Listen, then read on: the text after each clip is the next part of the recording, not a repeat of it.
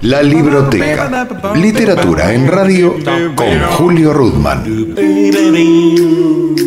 Bienvenidos a una nueva emisión de La Libroteca, hoy de debut, por lo menos para mí de debut. Es la primera vez en estos casi 17 años de labor ininterrumpida en este programa que voy a hablar con la autora de La Inauguración.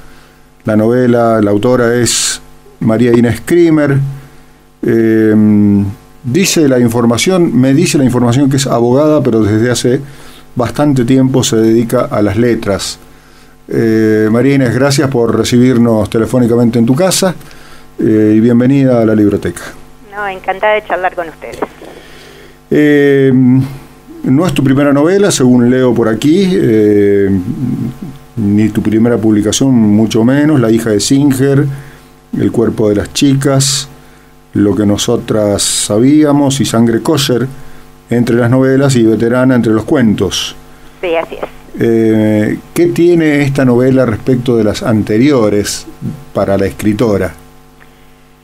Esta novela cronológicamente aparece en mi producción después de la propuesta que me hizo Sasturain para integrar la colección Negro Absoluto, de donde salió Sangre kosher. O sea, en ese momento, ahora aproximadamente unos 4 años, me dediqué compulsivamente a sumergirme en el mundo del policial, que era una lectura que, bueno, yo tenía desde muy joven, hubo otros periodos, pero volví, me entusiasmé con algunos autores nuevamente, y también producto de toda la investigación que yo había hecho en Sangre kosher para tomar el tema de la trata de personas, si bien esta novela es desde la perspectiva judía, quedó material, la información estaba dando vuelta en ese momento en todo el país, el problema de la trata de personas estaba muy instalado, y yo estaba con mucho material encima y mucha lectura de novela policial.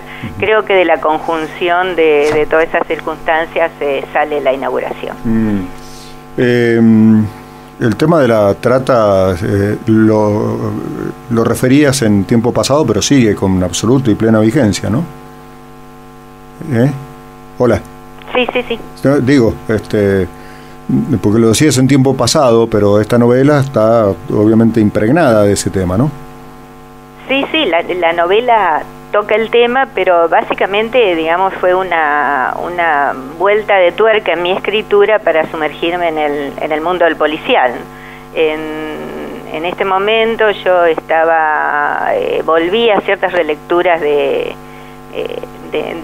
mi juventud, y me encontré nuevamente muy entusiasmada con autores como Jim Thompson o David Goodis, autores que los volví a sentir como muy frescos y muy actuales, y con ciertas estrategias narrativas en la que me sentí cómoda. En realidad, La Inauguración es algo atípico en mi escritura, porque yo venía trabajando temas más vinculados o con la identidad o con mi propia historia familiar o ciertas situaciones dentro del judaísmo, y acá me corrí totalmente del lugar, y bueno, pero la novela, no sé, funcionó, ganó un premio, está circulando bien. El Novela Letrasur ganó, ¿no? Sí, el Letrasur el año pasado, en diciembre del año pasado.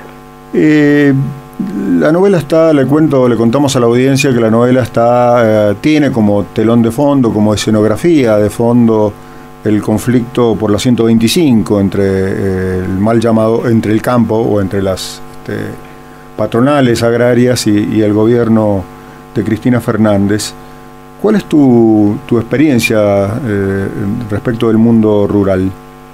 Bueno, yo soy entrerriana, o sea, soy de origen provinciano, viví muchos años en provincia de Buenos Aires.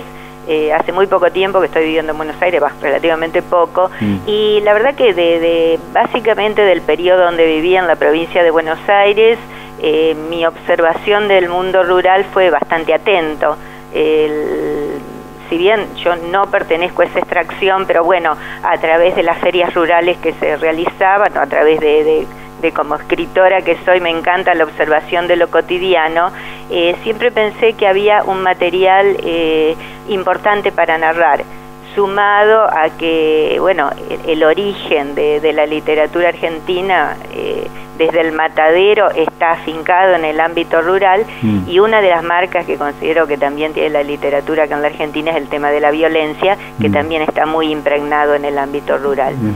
Y respecto de lo que me preguntabas de la coincidencia de la situación del 2008, bueno, sucedió que en ese momento fue una de las tantas reescrituras que yo tuve de esta novela, que en principio, digamos, el conflicto cruzó el texto, como muchas veces suele suceder, y me pareció como narrativamente importante para desaprovecharlo. No estaba en el plan inicial de la novela que se cruzara esta problemática, pero cuando sucedió yo estaba reescribiendo y la utilicé. Sí, además de alguna manera cumple con los tópicos de la novela policial, la novela policial. La semana pasada hablábamos con Vicente Batista. Sí, amigo. Con mi amigo, sí, también con mi amigo, a propósito de Ojos que no ven. Y precisamente decíamos que uno de los tópicos de la novela policial es reflejar con crudeza la situación social, política y económica de un momento determinado en el lugar determinado, ¿no es cierto? Sí, creo que también eso tiene que ver un poco con la explosión del policial en los últimos tiempos. Claro. Pienso que es como una herramienta narrativa como muy idónea para reflejar lo que está pasando. A mí, en lo personal, como escritora, siempre me interesa cruzar la historia individual, o sea, la historia del personaje que estoy contando, con la historia colectiva. Es una marca que tengo en todos mis libros en distintas problemáticas, ¿no? Y en este caso particular, en principio surgió como una novela ambientada en el ámbito de la trata, pero bueno, justo pasó el 2008 y aproveché la situación.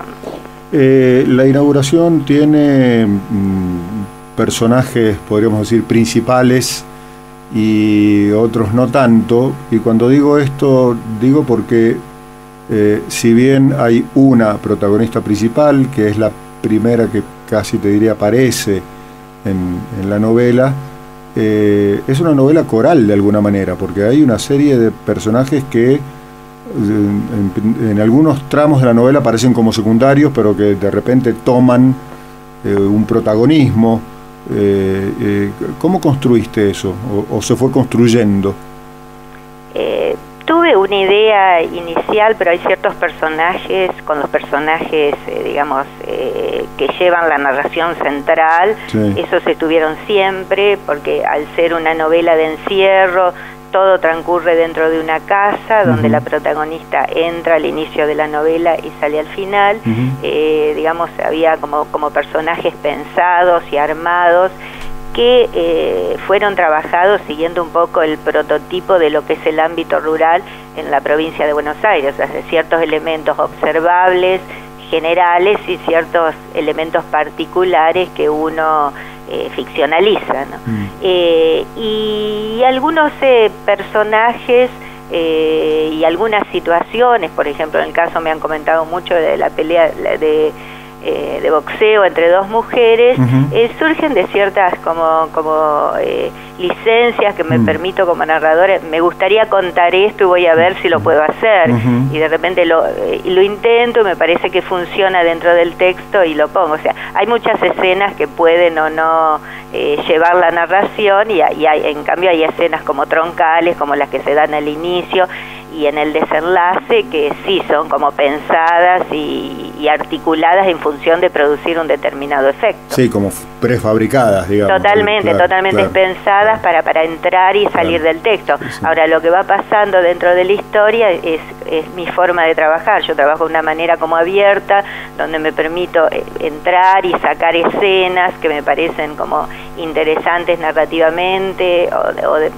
sí, eso lo utilizaba mucho un autor que así concentracionario, que no tiene nada que ver con el policial, pero yo admiro mucho, que es Primo Levi, que seguramente conocerás. Claro. Él trabajaba mucho una especie como de ventanas dentro del texto, o sea, trabajaba un tronco y después iba abriendo escenas que le parecían como interesantes para narrar, y a mí es un método de trabajo que me gusta mucho, porque siempre me permite también un poco jugar con la sorpresa en mi trabajo, o sea, pensar una historia, pero a la vez permitirme un día o a través de un recuerdo, una lectura o cierto acontecimiento que uno percibe, trabajar una escena y ver si se puede articular dentro de esa narración central que... Sí, que no quede como un pegote, sino que... No, bueno, ese es el trabajo del narrador, ¿no? Claro. Saber... saber hilvanar bien, ¿no? Hay un autor que compara el trabajo del escritor con el de una modista, ¿no? Claro. Dice que hay que saber hilvanar, hay que saber poner los alfileres, hacer costuras que no se noten. Respecto de los personajes, hay otra de las características que he leído, y bueno, decime si estoy, digamos, si he leído mal. Nadie es completamente bueno ni completamente malo. Me refiero concretamente al personaje principal, a esta chica que entra escapándose de algo que finalmente se sabe de qué se escapa, pero quien entra en la novela entra con esta chica a esa casa y es víctima, pero de repente tiene gestos como de, yo no sé si llamarle complicidad, pero de acatamiento, de aceptación de la situación. Me parece que esa lectura es muy cercana a lo que intenté, y en buena hora si lo leíste así. A mí lo que me interesó, cuando eso sí que estuvo muy reflexionado, fue no presentar el personaje como una víctima, que era, digamos, lo más sencillo o lo más cantado cuando se trata esta problemática. No porque no lo fuera, sino que me interesaba trabajar un personaje que aún dentro de su desvalidez tuviera recursos y pensara que podía aprovechar, entre comillas, la situación para lograr otra cosa. Y esta idea está muy asociada a ciertas chiquitas que he visto en la zona rural en la época de la cosecha, criaturas, te estoy hablando de 12, 13 años, que digamos, cuando hay tanto movimiento vinculado con el trabajo en las zonas rurales, empiezan a aparecer vestidas de una manera así como muy sugestiva en la ruta o en zonas de concentración de máquinas, y eso lo vi desde hace muchos años y lo sigo viendo hasta el día de hoy, ¿no? Como si de repente toda esa sugestión y esa arma que implica el cuerpo y la juventud pudieran conseguir algo. La verdad que es muy doloroso verlo, porque uno ve el anticipo de situaciones muy dolorosas en el futuro, ¿no? Esta chica al final termina siendo protectora, digamos, de otra que aparece en la historia, que le da también un perfil, la humaniza, y evita el esquema, ¿no? La maqueta. La maqueta. Exactamente. ¿Sí? Ese vínculo de amistad lo trabajé, y primero lo encontré y me fue sugerido por una novela que también me gusta mucho, de Kenzaburo es un premio Nobel, sí, claro, que se llama Arrancad la semilla, fusilad a los niños. Bueno, una mala traducción gallega, digamos. Sí, de esa en español.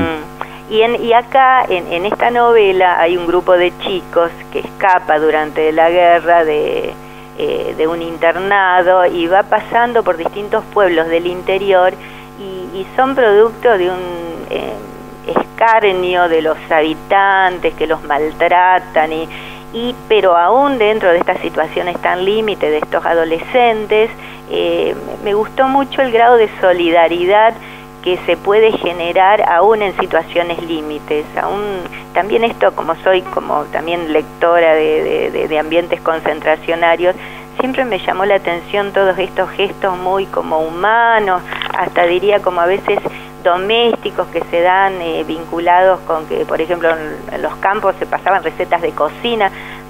Son cuestiones que a mí me parecen como de un orden profundamente humano, y que se dan en situaciones, digamos, tan límites, donde está el juego la vida, la salud de las personas, uno se agarra de estas cuestiones que pueden parecer mínimas en lo cotidiano, pero que en situaciones tan complejas como puede ser un encierro, como puede ser un secuestro, me parece que adquieren un valor muy profundo y muy humano.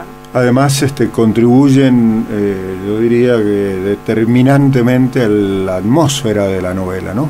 Sí, totalmente, porque hacen, creo que humaniza mucho a los personajes, ¿no? Claro, le da mucha carnadura.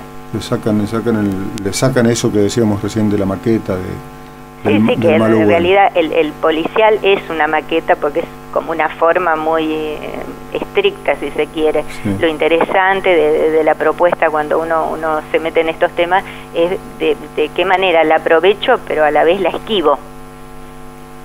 A ver, charlábamos, me quedo con la charla, o traigo la charla con Vicente de la semana pasada, porque una de las características en un policial, para que sea policial clásico, digamos así, tiene que haber una muerte, y en este no hay, en tu libro no hay una muerte explícita, por lo menos. No la hay explícita, está como la amenaza, y en el momento, digamos, yo también utilizo el corte para dejar sugerido sin que esté contado explícitamente. Pero en esto te decía vuelvo al tema de que cada autor utiliza la forma y a la vez la elude o le evade. A mí me parece que la inauguración, si bien tiene la estructura de policial de encierro, no es policial el clásico de detective donde hay una investigación, o sea, es un policial contado desde la víctima. Por eso te mencionaba al principio los autores, o Goodies, o Jim Thompson, o Horace McCoy, que tiene esa novela tan espléndida. ¿Acaso no matan a los caballos? Exactamente, donde, digamos, está contado desde una primera persona y no desde quien lleva adelante una investigación, sino del que padece un sufrimiento o un oprobio. Y ahí todavía yo me corrí un poco más del lugar para contar como si fuera una cámara de cine, no tanto lo que la chica siente, sino todo lo que va pasando y que ella registra. Lo que siempre me interesó es que fueran los sentidos de ella los que estuvieran llevando la continuidad del relato, ¿no? Por eso siempre me han dicho que es como muy cinematográfica la novela, ¿no? Sí, tiene mucha imagen, claro. Tiene mucha imagen. Exactamente. Puede ser que el personaje más difícil de construir precisamente porque es el más cercano a ser maquetizable, si es que eso me permite el término, ¿es Bubi? Posiblemente, porque claro, está el personaje del patrón rural que uno ya lo imagina con determinados esquemas. Entonces, en el trabajo de construcción del personaje, se me ocurrió buscarle estos componentes más cosméticos, o sea, una preocupación por su físico, el jugar con ciertas cuestiones así de orden de los gimnasios dentro de una casa en medio de la pampa, o sea, hacer gimnasia, preocuparse por su estética, por el estado de sus uñas. O sea, cuestiones que también me parece que son un rasgo mío que siempre me interesa utilizar a la hora de contar. Digamos, estoy pensando que si esa novela lo hubiera escrito un hombre, lo hubiera escrito de otra manera. Seguramente, bueno, y esto es un mérito, casi te diría natural, digamos, ¿no? Que dejaste fluir lo femenino de una femenina, digamos, ¿no? Sí. Ni más ni menos. Estamos charlando, le cuento a la audiencia con María Inés Krimer. La convocatoria es alrededor de la inauguración, la novela ganadora del Premio Internacional de Novela Letrasur 2011 y que publicó editorial El Ateneo. La Libroteca. Literatura en radio con Julio Rudman.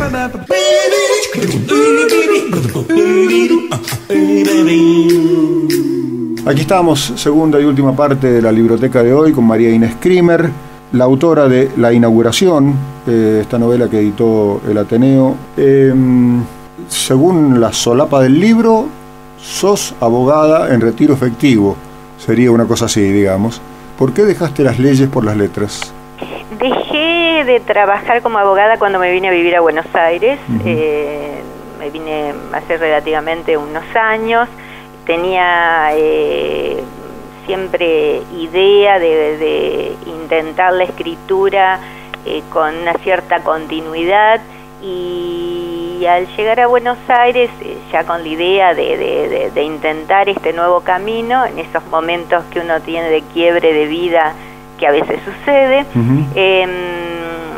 empecé a asistir al taller de Guillermo Sacomano, y la verdad que sí, realmente no solo como escritor Guillermo y como amigo todos estos años, sino que muchos de los que concurrimos a estos grupos, y que en este momento son realmente escrituras muy reconocidas dentro del ambiente literario nacional, la verdad que tuvimos un maestro en el sentido, no en el sentido de bajada de línea de escritura, sino en el sentido del compromiso como lectores.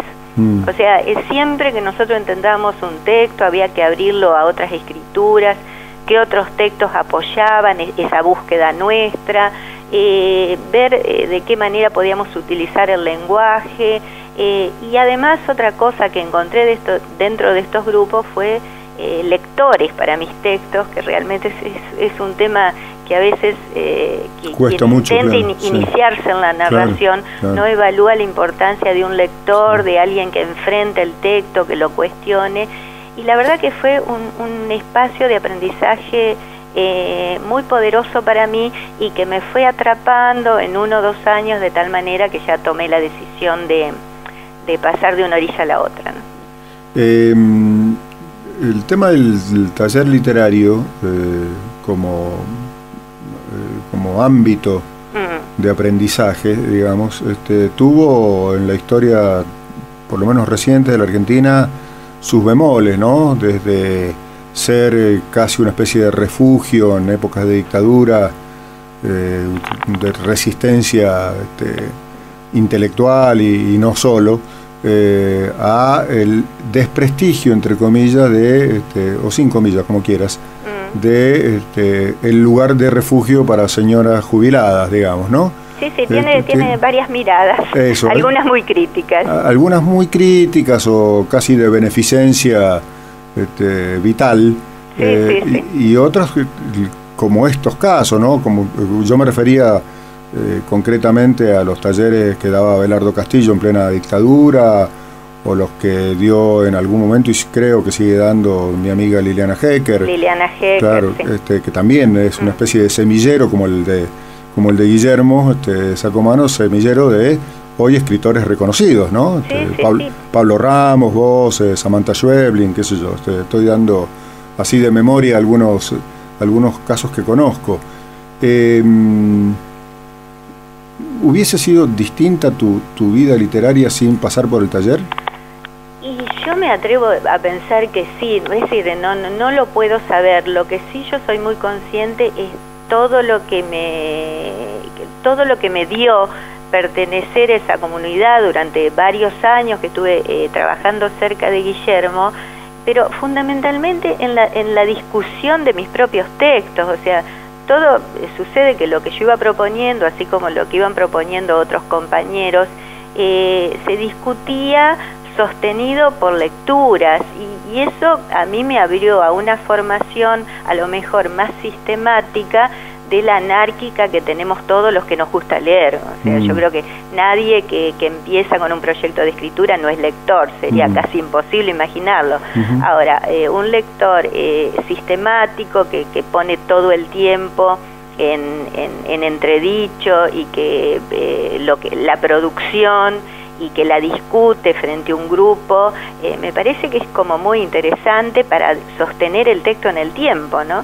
Y además me parece como importante para también medir el propio deseo de la escritura. O sea, si uno no tiene ganas de escribir todos los días, y lo mejor que puede hacer es dedicarse a otra cosa, porque yo en los años que llevo en esto, y básicamente en los años que estuve en los grupos de Guillermo, he visto pasar gente muy talentosa, pero realmente que aparecían con unos textos que decían, wow, qué bueno que está esto, pero que después por distintas circunstancias o por falta de decisión o ganas, no siguieron insistiendo. Entonces, el primer tema, la regularidad del trabajo, y el segundo, sostener desde la discusión el propio texto. Me parece que fueron los elementos centrales en estos años junto a Sacomano.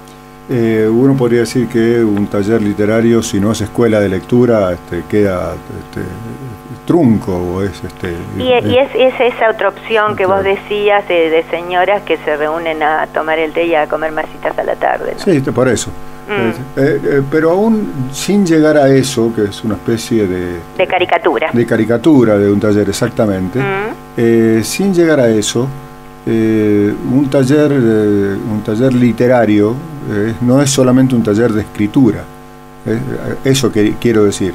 Que Totalmente. Que si no es taller de lectura es un taller incompleto, entonces no, totalmente. Yo cuando dice taller literario, pero en realidad todo es imposible pensar al escritor sin un bagaje de lecturas previas, o sea, porque es imposible, no porque no lo pueda hacer, sino porque se nota en el texto, ese texto se cae enseguida.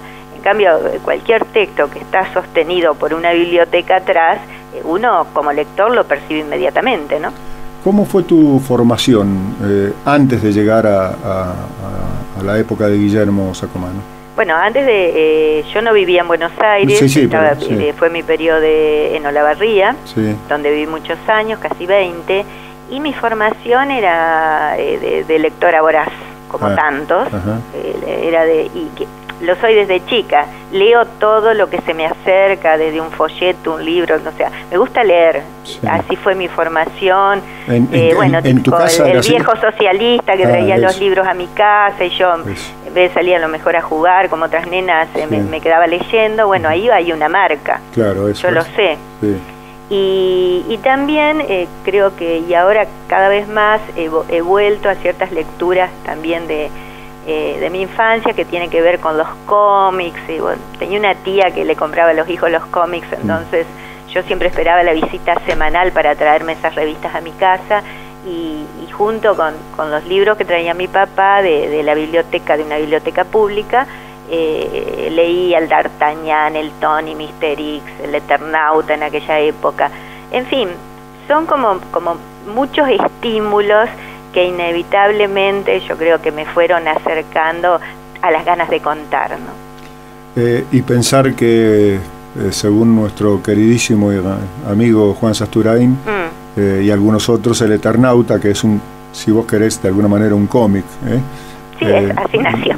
Así nació, es el gran relato argentino, ¿no? O uno de los grandes relatos, ¿no? Pero es muy interesante, digamos, pensar que Westergel, para hacer eso, leyó a Conrad, leyó a Stevenson. Hay una biblioteca detrás de Totalmente, eso. Sí. Y eso es lo interesante de que uno ve cuando esos textos que trascienden el tiempo son textos que están sostenidos por una inteligente lectura previa, que hace que el autor, digamos, pueda aplicar todo ese bagaje de lecturas a una mirada de la actualidad a través de la producción, ¿no? Yo no creo que hay mucho misterio en eso. No sé que las obras que trascienden en el tiempo son obras que están sostenidas por una lectura inteligente y una mirada sagaz, ¿no? Sí, creo que son los dos esquemas necesarios. Sí, la síntesis de las dos cosas, ¿no? Sí, creo que sí. Cuando empezamos esta conversación, hacías referencia a que la inauguración tiene, no solamente por temática, sino por ritmo, por música, una vertiente nueva en tu literatura, y hacías referencia a cierto parentesco entre esta novela y Sangre Kosher, parentesco en lo policial me refiero. Sí, y en la temática. Y en la temática. Y hacías referencia a tu identidad judía y a tu preocupación como ¿Cómo está eso? Y eso está en la escritura. Yo creo que, digamos, todo tiempo que yo me propongo escribir, digamos, eso sale y yo estoy atenta a esa cercanía, estoy atenta a esas historias, a esas voces que uno ha escuchado de chica, relatos, e incluidas lecturas. Es decir, yo soy una gran admiradora de Bashevis Singer, me parece un escritor fenomenal, pero a su vez me gusta mezclarlo con otros registros, pero indudablemente, digamos, si a mí me contratan para escribir un policial y me dicen, bueno, crea un personaje y yo creo un detective judío, era porque yo me quería meter en ese mundo desde la escritura, que es mi gran goce, ¿no? Y la verdad que en Sangre Kosher es una novela que también que yo quiero mucho, es un personaje que como que funcionó muy bien. Ahora, bueno, yo entregué ya la segunda parte y espero que pueda que la puedan editar a la brevedad. Sucede que uno se siente muy cómoda, flotando dentro de la propia historia, esa es la verdad. ¿Se hablaba yiddish en tu casa? Sí, claro que sí. ¿Sí? Sí, yo lo hablo un poco, no demasiado bien y algo olvidado, pero lo entiendo, ¿no? No, te pregunto porque en la mía no, digamos, a eso me refiero. No, en la sí, no, en la mía y lo pesco bastante bien. Mi viejo, creo que sí, tengo un recuerdo de que sí, mi madre no, pese a que mi madre viene del mundo de las letras, yo soy nieto de Manuel Gleiser, del editor. Ah, no sabía que eras nieto de Gleiser. Sí, es que no uso doble apellido, ese es el tema. Ah, famoso editor. Sí. Y además te preguntaba porque por la identidad judía, porque entrerriana como sos, Entre Ríos tiene una vieja historia con la comunidad judía, de ahí totalmente. Las colonias, ¿no? Mi abuela, la única de mis 4 abuelos no europeos, era de ahí, de las colonias judías, ¿no? ¿Y de cuál colonia? Era de, no sé cuál colonia, pero era de Gualeguay. Ah, sí. Sí. No sé exactamente de cuál, pero... Sí, justamente sobre el tema de las colonias es de lo que estoy escribiendo ahora. Sí. Una historia que me permití, pues, he tenido que hacer por un accidente que tuve y una operación, que estoy todavía metida en casa, me permitió, la verdad, que un paréntesis más que importante de tiempo con el que no contaba, y también me permitió meterme en una historia que hace rato que tenía dando vueltas en la cabeza, que ahora, aprovechando este tiempo, casi este paréntesis de no salir al mundo, ¿no?, y de ir para atrás y llegar a las colonias, que bueno, tienen que ver con muchos relatos así como fundacionales de mi infancia. Por eso, sí, la única de mis 4 abuelos que era argentina, era doña Manuela Dayenov, precisamente la esposa de Manuel Gleiser, ¿no? La esposa de Manuel. Sí, la única argentina, quien murió cuando yo era muy chico, digamos, pero todavía tengo el sabor de los blinces de ella, digamos, ¿no? Tendrás que ir a ver ahora el circuito de las colonias, la verdad que ha tomado como mucho auge, desde turístico hasta de archivo y de museo. La verdad que yo estuve hace poco y está muy bien. No conozco esa zona, así que... te aseguro que te vas a sorprender, es muy interesante y está llena de hallazgos y de reencuentros que por ahí uno no los percibe en lo cotidiano, pero cuando es como que se para un poco el tiempo cuando uno entra a ese lugar. Aceptaré el convite.